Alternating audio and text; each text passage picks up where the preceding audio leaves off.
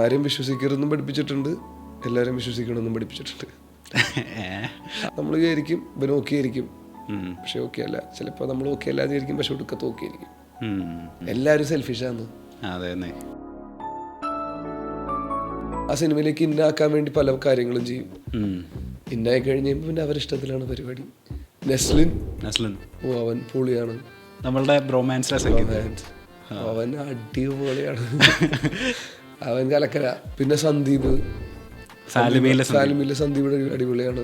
Pickup line പറയുന്ന കാർത്തിക്, അവൻ അടിപൊളി ആക്ടറാണ്. അവൻ കേറും. അങ്ങനെ മിസ്സായി പോയ വലിയ സിനിമകളുണ്ടോ? മഞ്ഞുമേലൊരു പോയിന്റില് ബാസി ഡയറക്ടർ